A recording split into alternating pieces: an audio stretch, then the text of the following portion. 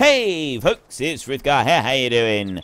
Welcome back to Farming Simulator 19 here in Boulder Canyon. I'm just going to cut down another tree or two just while we get started, and I ask you my weekly question. So, as well, you've probably seen the weekly question or heard the weekly question yesterday, but if you didn't, a lot of you have been talking about the fact that I want to use Autoload trailers, and some of you feel that this is acceptable because it cuts out a lot of the mundane work, but others of you feel that if I'm going to be doing a fully realistic series, I ought to be doing it fully realistic. Now, my argument against this is that even though I'm doing this hardcore series and we're supposed to be doing this as realistic as possible, there is a limit on what people will watch. And there is a limit on what is entertaining to watch. And we've got a huge number of trees here. So, for that reason, and because I don't want to go completely loopy and insane, I still stand by my reason for using Autoload trailers. I still say that I'm going to be using them, and I still want to. However, somebody has come up with an idea that might prove to be a very good compromise on this situation, so that those of you who want a little bit more realism with it, you also get the realism, but we can still have the Autoload trailers. And that is, while we're using the Autoload trailers, we fast forward time. We speed it up to the suggested amount was 30 times time speed. So we put time scale up to 30 times speed while we're loading the trailers, whilst we're hauling the load, whilst we're unloading, and then whilst we're driving back to wherever we've been doing the work. And that would more accurately represent the passage of time whilst the work is being done, but would also prevent that whole sensation of losing the will to live, because we've got 100 acres of trees that we need to cut down and shift, and nobody wants to sit and watch it. So the suggestion was 30 times speed, and I think that's all right, but some of you may feel it's not fast enough. So I'm giving you the option this week when I'm using Autoload trailers, and I'm not giving you the option for yes or no on the Autoload. I am going to use them. That one I'm still sticking. I'm sticking to my guns on that one. But do you want me to speed time up by 30 times whilst I'm using it? Or should we go for 60 times and have it going by a little bit faster while I'm using the Autoload trailers? So it's your votes, it's your game. Head into the comment section down below, let us know which one you want and why. And of course, don't forget to actually cast your vote in the top right-hand corner. Just see if I can pick that one up. I can. Right, so we've got 2 more trees cut up and ready to roll. We've got more timber over here ready to roll as well.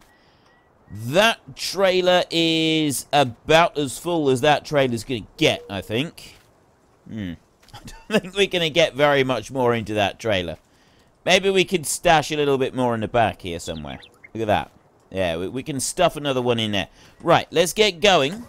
We've got our little tractor here. One thing I did do, bear with me a minute.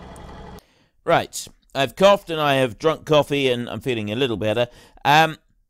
One thing I did do was I restored the Hurleyman to its former glory, and I've gone back to the 90 horsepower, because a lot of people said they felt that cutting it in half was a little bit much. 15,000 would also have been a bit cheap. So I basically restored this one. We've now got a very good condition old Hurleyman tractor that is pretty much at its full 90 horsepower. This one is still only $45,000. Now, I say only, that is a lot of money for us, and it's going to take us a while to earn it. But $45,000 for a tractor that pushes out 90 horsepower, this one would actually be suitable for pulling the Autoload trailer. So I think that is a serious contender for adding into the series. We can use this tractor and trailer, and we can also, we'll get the X-Lifter. The X-Lifter is the next thing that I'm going to get, because a lot of people want me to get that one. Going on what the comments said, a huge number of you want me to get that X-Lifter tool and use it in this series one way or another, even if we just use it like a little bit as a temporary log skid just for a bit, and then we forget about it for several weeks even, just leave it parked up and don't use it, and then we use it again when we get fertilizer and stuff like that going. A lot of you do seem to want me to have it here in the series, so I'm going to get that one, and I'm going to use it. We'll try it out as a log skid for working with this tractor, and see how well that works, and how profitable it is to take one tree at a time and run them up there, because I don't think we're going to be able to drag more than one. We might, if we do it carefully, we may be able to hook 2 trees together and drag them up, but my experience with it so far is that when you get multiple logs onto that lifter thing, it really doesn't like it. It really struggles with it. So, I mean, we might be able to use it as like a log skid or as a drag, whereas we hook the strap around the base of the tree and drive off with it. I'm aware that when we turn the corner with it, the tree's not going to drag very well. It's because of the mechanics of the game. But I think we can overlook that little bit, because obviously in real life it would drag. And we could use it like that. We could use it as a skid, and we could bring it up here. Then we can cut the tree in half or cut it into 3 pieces, whatever we deem appropriate. And we can then sell the longer pieces of timber up here. Whether that would end up working out slightly more profitable, because we'll be able to move the trees ever so slightly faster.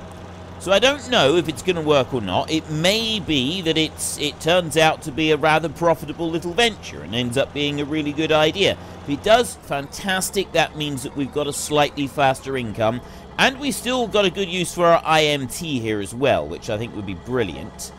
I don't believe this IMT is suitable in any way for using that X-lifter for lifting the 2-ton bags of fertilizer. It definitely isn't. It doesn't have a counterbalance weight on the front. It would just make this poor little tractor sit up and beg. It would never do it. So, no, we wouldn't be using it for that. We would be using it as a log skid, and that's about all we would be using it for, is to drag logs around. We're going to try and treat this realistically, so you wouldn't be able to lift up a great deal of weight on the back of this tractor. It simply wouldn't be able to do it. It's just, you know, the laws of physics would not allow it to happen. The tractor would just sit right up and you wouldn't be going anywhere. But I think that would be a really good point, and you know, the sort of next point to continue with and to sort of go on from, and then from there we can be looking at getting a getting the Hurleyman would be the next one, I think. If we got that one, we can sort of use that one. Maybe we could even use that one, just park this tractor up for a bit, and the Hurleyman would be better suited for, you know, using as the log skid. We could put that one onto this trailer as well, do something like that. I'm not quite sure. There are some different options that maybe we could do. We might be able to front mount the thing and pick up a couple of logs with it and use those like that, and then have the trailer on the back of the Hurleyman and maybe carry like a multi-load like that. I don't know how well that would work. It might work, it might not work at all. But we would only have to have that until such time as we had earned enough money then to get the Autoload trailer. And by then I will have found out what your responses are to this week's question, and we can hopefully be at a point where we can start thinking about using the Autoload trailer as well, which means that we can fell several trees, cut them into longer lengths. Instead of having to cut them up small like this, we get some much longer lengths going on it, and we'd be able to get those up to the mill and get them sold, which means that by the end of possibly even week 4, we're then finally able to start ploughing up a section of land and thinking about making a field. Now, the only downside to this is we can't... Well, I mean, we can plough up the section of land and we can start making the field and that, but there's not going to be any real benefit to doing that until we've got our universal sell point. So next week, I'm going to need to be getting that universal sell point, well, getting the mod for one to start with, getting it purchased, and we'll need to be getting it placed. Now, most people have said if you're getting a universal sell point, just put it somewhere nearby, because what you've basically got is a trader who's coming in. Several people, you know, I had people talking about doing one little bit to maybe a sale day every, you know, once a week or something like that, or there's only set days that I can sell product. Other people have been saying that I've got to have a set amount of any product before I can sell it, because the trader is not going to travel up here into the sticks in order to pick up 1,000 litres of wheat. He's only going to be interested in travelling all the way up here if I've got, say, a trailer load. And we could class a trailer load as a minimum of 30,000 litres or 25,000 litres, or whatever we decide might be the number, would be our minimum sell amount. That's what we've got to have before we're allowed to sell anything through the universal sell point. We can have more than that, or we might say that we can only sell whole trailer loads. So if I've got a part trailer load of anything, I'm not allowed to sell it. It's got to be whole trailer loads. When it comes to pallets, like eggs and wool and stuff like that, if you've been watching my other series, at the moment I'm sort of playing around with and testing these new pallets where you can have 10,000 litres of eggs and 10,000 litres of wool on the same pallet. You've got single-use pallets and you've got reusable ones. I think for this series, the single-use ones would be better because the trader would come and get the pallets and take them away. And we could say, you know, we have the 10,000 litre pallets. Yes, the visual capacity doesn't look very good, but I still think that, you know, it's a large amount. And we could say, well, the trader's not going to take away wool or eggs unless you've got 3 pallets, 30,000 litres. You have to have 3 full pallets in order for him to come and take any of them away. Something like that. As for milk, that's a little bit different. We're going to need to talk about that one, so I want some suggestions in comments what we can do about milk, because the idea of selling milk to someone a long way away, they're going to want to have a significant quantity to sell, but milk doesn't keep all that long. Now, I know a lot of farmers these days in the UK, they do actually only sell milk every other day. They don't have daily collections anymore. They have collection every 2 days. I think some even have collections every 3 days. So there is the possibility of doing that, not having a collection every day. Or maybe we want to be looking at a mod where we've got to construct something here that takes the milk and turns it into cheese. Or takes the milk and turns it into butter. Something like that. We all know that there are plenty of farmers out there that make their own butter, make their own cheese, that kind of thing. So that's a perfectly reasonable, believable, and realistic thing to do. I know several farmers that don't sell a single drop of milk. All of their milk is converted on farm into cheese and or butter, and there's one farmer even that does yogurt, although he's not anywhere near me, somewhere else in the country. But every single drop of milk he produces is turned into yogurt. There's another farmer I know that produces copious quantities of cream and ice cream, and they do, I believe, sell a small amount of actual milk, but very, very little ever goes onto a tanker and gets taken away. It's generally all converted into cream and ice cream. And then I don't know what happens with what's left. But it's all processed and dealt with on site on the farm. So maybe if there's a mod that converts the milk into cheese or something, and we have that set up here, that might be something that would be a little bit better, because milk collection, when you're living in the middle of nowhere, is not really kind of a realistic, believable type situation, I don't think. So the milk, I'm not really sure what we should do about that at the moment, but for the rest of it, I'm not so keen on the periodic collection. mainly because even though we do say, you know, we got to start by 7 and finish by 8, that kind of thing, technically we do have an entire year's worth of seasons going by every 2 days in this game. So that aspect of it is kind of shooting in the foot the whole can't sell anything, can only sell every week or something, because what we basically end up with is, if we're doing it every week, we've got 4 or 5 years worth of production all being sold at once. So I'm not keen on that idea. I prefer to do it based on quantity rather than over time, just because of how time works in this game anyway. So give me your views and opinions on this. What do you think? How do you think that we should work this? I want to, as always, I want to stick as close to realism as possible within the bounds of what the game is set up for us. And, you know, with some, where I feel is necessary, appropriate, what's the word?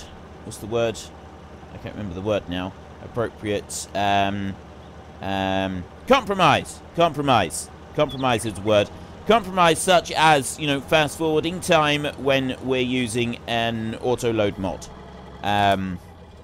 And I'm saying at the moment the log autoloader, I'm talking about that. But I am also talking about, in the future, if I decide to use them, trailer autoloads. If I decide to use an autoloader for a trailer, a trailer autoload, an autoloader for pallets, or for well, probably bales. I don't know if we'll do pallets, but you get the idea. So any kind of autoload, really. If we have autoload, then we'll do the fast forward. So we'll use the result of this for bale autoloads as well, I think, and that should sort of that will sort of cover everything. But I do feel that is a good compromise. I really do. I genuinely believe that I've got a good compromise there for the people who don't like the autoload versus the people who do want the autoload versus me who's got to play it. And I want the autoload. So the whole idea of having the trailer loader product, and we sell it by the full trailer load. So we have to establish what a full trailer load is. We have to get a particular size trailer, I suppose. And, you know, unless we can just sort of say, you know, it's our trailer, the trader will just come along. You know, I'm just going to cut this one in half. I think it would be a little bit better if I just do it like that. And then grab that end of it, bring that up, dump that down in there. There we go, and bring that back. Right. Let's run this through. And then we can bring all of these over. Yeah. So that's kind of the ideas that have been running through my head for this series at the moment, is how can we do this? The milk one, I don't know at the moment. I haven't gone looking for any kind of mods like that. Another thing I wanted to talk to you about was mods themselves. Because YouTube are clamping down ever harder on people that provide links to sites that might be infected with malware. And as many of you know, I personally, I don't like sharing mods to a lot of the mod sites because they go through the likes of uploaded.net and other websites like that. These websites are, whenever you try and download something, you get the whole drive-by kind of infections coming along, and they're usually pretty horrific. Now, I do try to use mod hoster. It was FS19.net, and they hosted all of their own. It's now FS19.net that I've found, and they host all of it themselves. It's direct downloads from the site. And the mod hub as well. I always use the mod hub. And then there's another one which is the FS19 network, I think it is called. I've been sharing mods from there as well. They directly host it themselves. They don't go through third-party downloaders. I don't like third-party downloaders at all. I know a lot of modders use them because it does generate them a little bit of income. However, because YouTube are now stating quite clearly that YouTubers, if they share to sites that could potentially infect people's computers, they will be issuing community guideline strikes against a channel, and you get enough of those, your channel gets shut down, right? I'm not risking my channel for the sake of a modder who wants to earn a few pennies per download. If you want to earn money, use ModHub. That's what it's there for. Get it approved by giants and use ModHub. I will not be providing any direct download links if they go through any site that has any issues on it whatsoever. That's just not going to happen. I have done in the past, because a modder has specifically said, can you put this link, this direct download link? I'm not doing that anymore. That is absolutely not happening. I'm not risking my entire channel, my entire livelihood, for the sake of someone who wants to scrape together a few pennies for a hobby that they do. And it is a hobby. It is a hobby. There are very few modders that make a full-time living out of doing it. I make a full-time living out of this. This is what pays my bills. I'm not risking that for some mods. And I know that there are going to be some people who are not happy with me saying this. I know that there are, and that's fine. That's entirely up to you. You do not have to share your mods with me at all, but I will not be providing any links that I think are dodgy.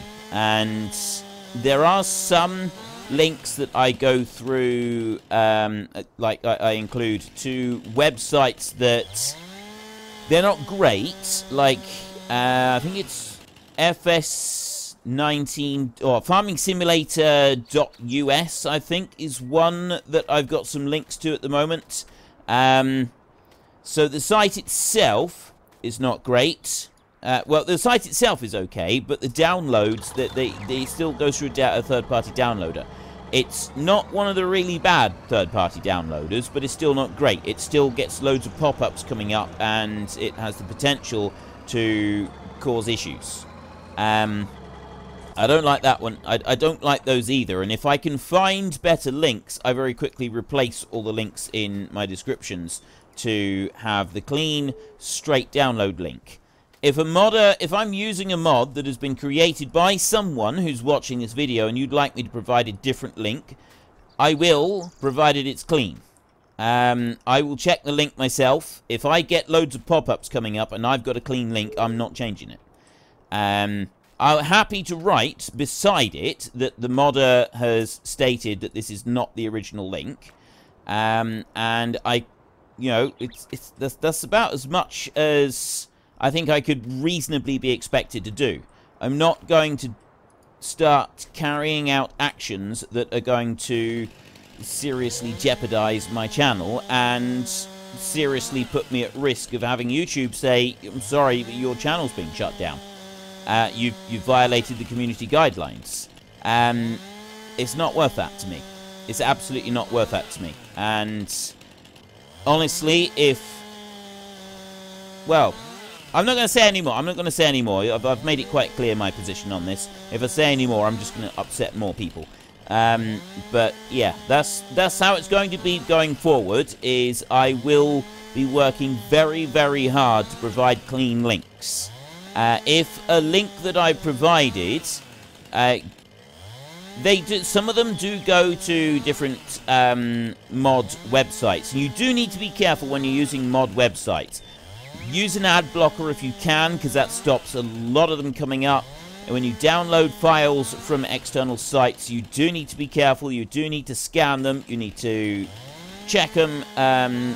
Have your settings on your computer so that when you download a file, the file is automatically scanned for any potential malware. That is a really, really good idea, and this is strongly recommended by a lot of people in the modding community as well. Always scan your downloads. Always check your downloads and make sure that they are clean before you start unpacking and installing anything, because you never quite know what you're going to pick up. But you definitely will not be getting from me links in the description that take you straight to a dodgy download. right? It might take you to a website that may have, you know, a lot of the likes of the, well, the farming simulator.us is one, and a lot of these different websites with all the mods on, they do then direct you through a third-party downloader. The website itself is not actually got the third-party downloader on it, but they do then direct you through the third-party downloader, because it's how the websites themselves make money. Those I do have some links to, because I've not been able to find links to the mods that I'm using elsewhere. But just be careful when you use them. That's all I can say, is be careful when you're using them, because they may cause issues, right? They may sometimes cause issues. And I've always said right from the start, I've been saying this now for a while, that I don't like providing links that I think might cause anybody any issues anyway. And it's just this recent sort of thing from YouTube has just made me double down on this, because now it's not just a personal preference. This is a, if I don't make absolutely sure that everything is as clean as a whistle, I'm going to be getting black marks from YouTube, and that could jeopardize my channel, which I have no intention of doing that. I'm not going to do that. No. That's just a flat no. I'm not going to do it. So anyway, yeah, sorry to go on a little bit of a rant there. Rant is now over. I've said my piece. I will say no more about it. We get this load, and we'll take this one up. And I think that we will, with this little lot right here, I'm going to end up chucking some of these logs out on the road, aren't I? I reckon this little load right here, once we sell this, we will achieve our target of $13,200. That's what we needed to get. We need to reach $13,200, because then we'll be able to buy the X-lifter and we'll be able to buy the crane arm and the X-lifter bit that attaches to it as well, and bring them both back here, and then we can test out whether or not the log skid works. I'm not sure, though, if we're going to be able to drive this tractor all the way over to the shop and all the way back in today's episode. I still have time to check out whether or not it works. We might be able to check out some of it. One thing I definitely want to do is I want to grab one of those logs right there beside the door and drag that in. There's also, if there's something like that near the shop, we might grab one of them near the shop and drag it all the way back here. Although that's rather a long way to drag something, isn't it? That's going to have warmed. By the time we get that back here, those straps won't be fit for anything. And by the way, you know the money that goes out each day that says for leasing, when, you know, it might appear to be leasing of the Manitou, the forklift, but it's not. It's our day-to-day expenses, food and stuff like that. One of those day-to-day expenses is running that X-lifter thing. It's buying new straps periodically, because the straps do tend to wear out a bit when you're using straps as log skids. Using chains as log skids is good, and it's a very handy thing to do, but it's not always, you're not always able to get them. And here we're able to get straps, right? They use a lot of straps here in the mill, because if a strap gets caught in a piece of machinery, it does less damage to the machinery. So they get a constant supply of straps here that they can use, which means that we can purchase some from them. That's basically what's happening. So for replacement straps, we can get them quite freely and readily for, well, it's not free, they're readily available to purchase from these guys here at the mill, and that's one of our daily expenses. It'll be replacing those straps on that thing. Chains are a little bit different. If a chain breaks, you've got to mend the chain. You've then got to get a link. You've got D-links and stuff like that, and yeah, it's more work. And nylon straps these days, when you've got the nylon-made straps, they're actually really, really good. You'd be amazed at just how strong and durable a nylon strap is these days. So we're not too concerned about it, to be honest. We're not all that worried about it, because the strap will last probably half the time that a chain will. Okay, a quarter. Well, we'll call it a quarter. A strap will last about a quarter of the time that a chain will. A new 12-meter strap costs about 1/10 of what a 12-meter chain costs. So really, you say whatever happens, you're still saving money. You break the strap, you can very quickly take the strap off, get another one. I'm just going to leave that there. It's nothing elegant or neat and tidy about it, but because we want to get a move on, and we're going this way. Right. So yeah, there's nothing pretty or elegant about it in any way. The strap breaks, comes off. Right, from where we are, it would probably be quicker to drive up through our land here onto the track, and then follow this road all the way around to the shop this direction. We'll see how that works, because we've not driven up through there. We've walked, but we haven't driven. So we'll do a bit of driving this time, and we'll go up through the trees with our little beastie here. Doesn't like hills, though, does it? I forgot about that bit. I do think I might need to tweak the horsepower on ever so slightly. Maybe add another 10. The key to the horsepower is you get your you look down the list. If anybody knows what I'm talking about, you open up the XML file for the tractor that in question, right? And you don't, there's a number near the top. This is the number that's displayed in the shop where it says horsepower. You can alter that if you want to. I do, just to show what I've altered the actual tractor to. Altering that, though, doesn't do anything at all to the tractor itself. It makes no difference at all. All it's going to do is show what is shown in the shop. You look down, you scroll down the list, and you will find eventually a thing that says motor torque. And next to the motor torque there's usually a horsepower number as well. I don't think altering that horsepower number does anything either. I think that's just a reference point. But what it does do, if you alter that number, yeah, ignore that number. It's the motor torque number. It's usually like, at the moment, the motor torque on this one is 0.2 something. But what you need to remember is the number 0.00434. Okay? It's 0.00434. It's actually a fairly easy number to remember. You say it to yourself a few times. 0.00434. Okay, so you just got 5 numbers. 0.00, 0.00, however you want to remember it. 434. That's the crucial number. Okay, the 0.00434. Said it enough times. Repeat after me. 0.00434. That's the magic number. You take the horsepower that you want your final machine to be at. Now, in my case, I said 50 horsepower for this one. And then you multiply 50 by 0.00434. Do that in your calculator.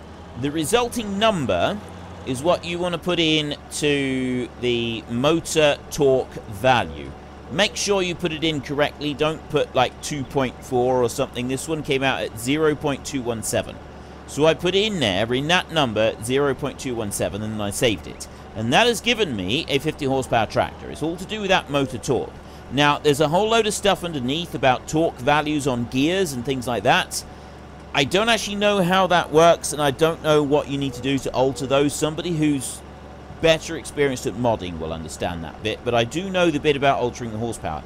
So if I want to tweak this one slightly, and I do feel it needs to be tweaked ever so slightly because I still feel it's a little bit underpowered for what it's supposed to represent. I think if I was to tweak it up again by another 15 and put it to 65 horsepower, I think that would better represent what this tractor could do, what an actual 35 or 30 horsepower tractor could do in real life. 30 to 35-ish. I think that would give us a better overall representation of what this tractor would really be like. So I'm going to do that. I'm going to change it to 65 horsepower. So I will take 65, and while I'm driving along, I'm going to be doing this on my calculator. I've got my phone right here. I'm doing it on my phone. 65 times 0.00434 equals 0.2821. That's the number that I will put in next to the motor torque value, 0.2821, and I will take that and that will then give me a 65 horsepower engine. Right? That's how you do it. At the very top of the page, there will also be a number that I can change, and that number there, see, I changed it to 45. That's the number that shows up here at 45. There is a thing you can do to like calculate the kilowatts. I haven't touched that. I've left that alone. I think it automatically alters for the kilowatts no matter what you do. So that's 66 and 90 horsepower. I think that they're sort of based off of each other, but I'm not sure. I've only altered the horsepower bit. I haven't touched the others. So I'll do that. I don't know if I'll do that before next episode, but I am, when I get the chance, I am going to do a little short video on this, to how to alter the horsepower, and also how to alter capacities, how to alter fuel capacity, hopefully fuel consumption rate, the tip speed out of trailers, unload speed out of combines, all of those kinds of things. I'm going to do a whole load of really little short videos, very, very quick. This is how you alter motor torque value. This is how you alter so horsepower, motor torque. This is how you alter combine capacity, and so on. And also money, how to alter the money on a map, on a save game file. I'll do a whole load of little short videos. That's the plan anyway. I haven't gotten to it yet because I haven't found the time for it. But I do want to do that because I think it would be something that would be really useful. And I have had several people asking me if I could do one. So, yeah, that is currently my plan. Oops. It's a good job it didn't let me buy another one, isn't it? There, I want to go to that one. Buy. Do you really want to purchase it? Yes, I do. Right. We now have our X-lifter and our crane arm. There we go. We managed to drive all the way here. I'll get it loaded onto the back of the truck, get it all hitched on, and then we will see how it copes with being run. Now I can use the I can use my joystick to go with this one. There.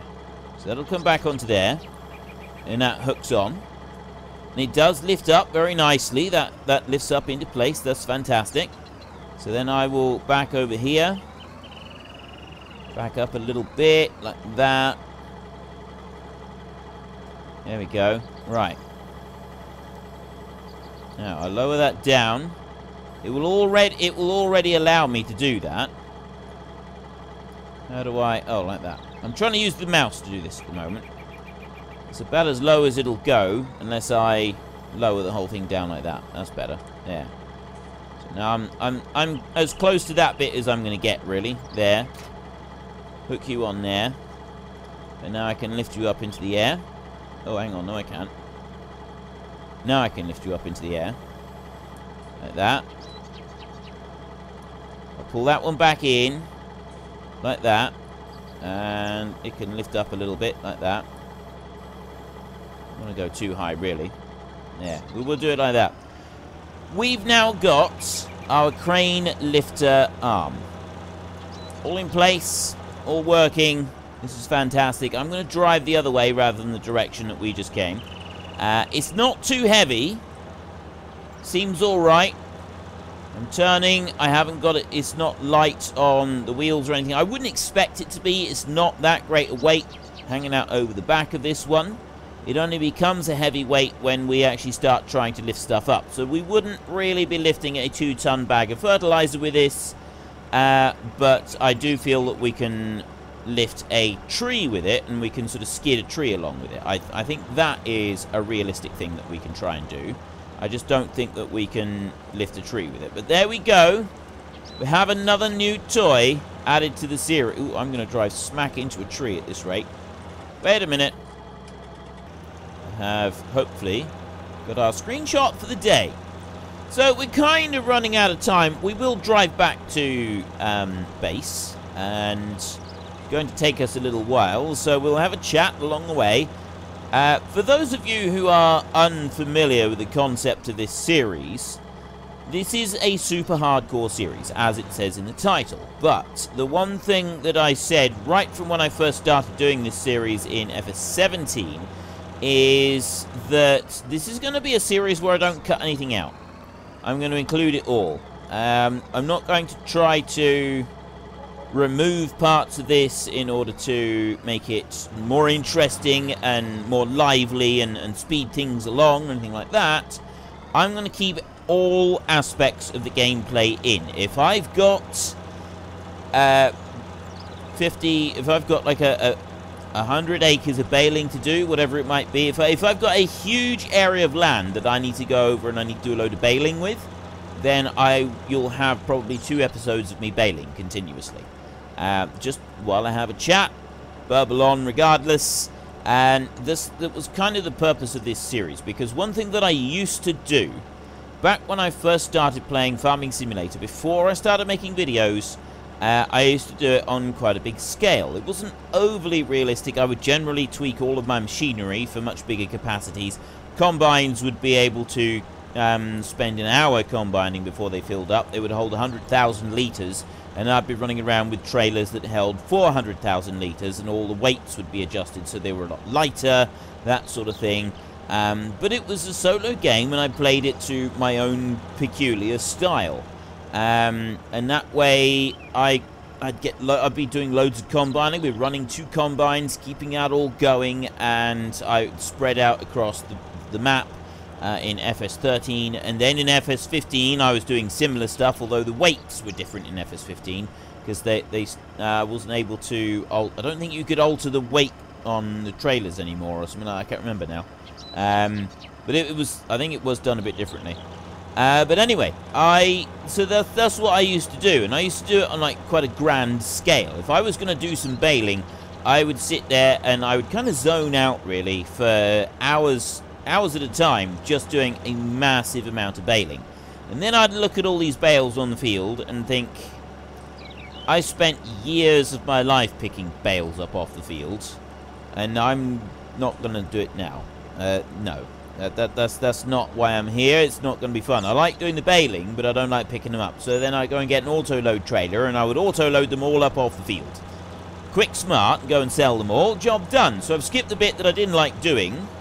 Not too unrealistically, because I've still moved the bales. I've still gathered them all up and I've shifted them, but I've sort of cut a couple of acceptable corners. And I thought, well, I'd like to go back to that, because that's what I really loved about Farming Simulator, was adjusting the game ever so slightly to cut out the little bits that I didn't enjoy quite so much, and being able to spend hours and hours doing the bits that I do like. Now, I quite like doing the forestry, for the most part. What I don't like is picking up logs. I can't abide picking up logs. But an auto-load logging trailer is quite simply, as far as I'm concerned, one of the most wondrous things that's ever been created. It's amazing. I can go and cut down the trees, I can mess around with timber for ages, and then I go along with an auto-load logging trailer and I can load all the logs up. It's fantastic, it's beautiful. And that's why I want to use them, because I really, really don't like picking up logs. I don't mind doing it more now in FS19. The physics have gotten a lot better. It's a little bit more enjoyable, but I don't want to be picking up hundreds of logs, same as I don't want to pick up hundreds of bales.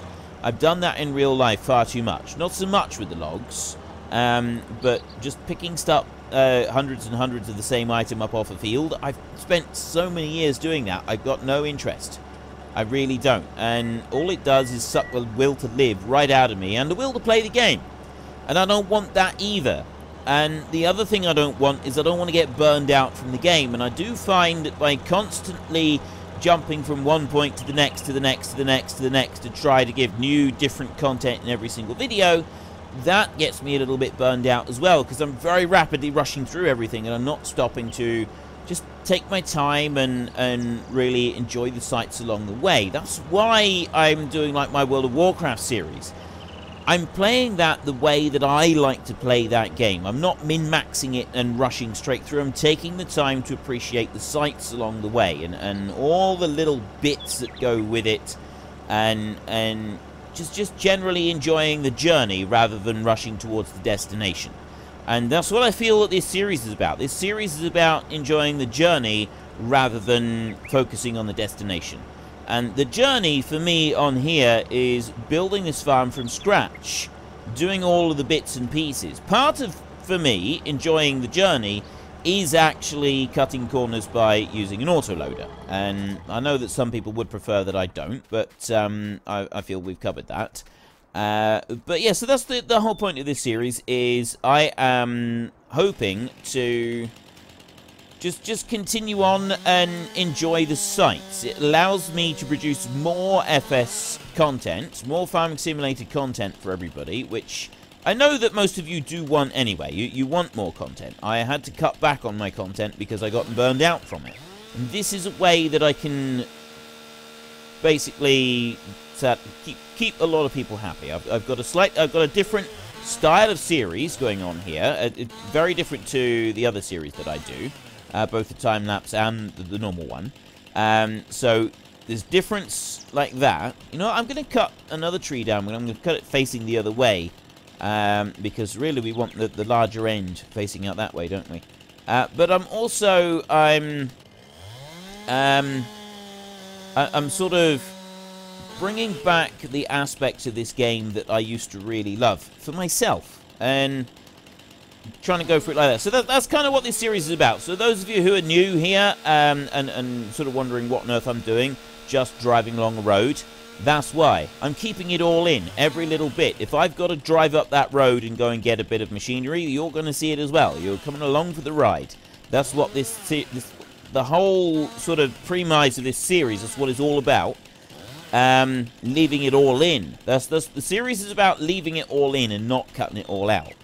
But anyway, that is all I've got time for today. So, the weekly question is when I'm using these autoload trailers, the dreaded autoload trailers that some of you like, some of you hate, and so on, in order to make it more realistic, what we're going to do is we're going to fast forward time while I'm using it. But the question is, do you want me to go to 30 times speed whilst using the autoload trailer? Or do you want me to run it at 60 times speed whilst using the trailer? So it's your vote, it's your game. Head into the comment section down below. Let us know which one you want and why. And of course, don't forget to actually cast your vote in the top right-hand corner. And if you've enjoyed this episode, then please head down below and give us a like. And if you really enjoyed it, then please tell your friends all about me. Get them to come and watch as well. That would be awesome. And I'm not actually going to pick it up. I was just wondering if I should have... Yeah, I quite possibly should have done. I don't know if it would have actually picked it up. Earned a little bit more money so that we could get a stump grinder as well. And then put that one on the back of this one. Because it does have the extra 3-point linkage. It may have picked it up. I could have brought back a stump grinder with this thing at the same time. Oh well, we can't now. We'll have to get that when we get the Hurleyman, something like that. But yeah, until next time, thank you very much for watching. This is Frithgar. Goodbye, and see you later.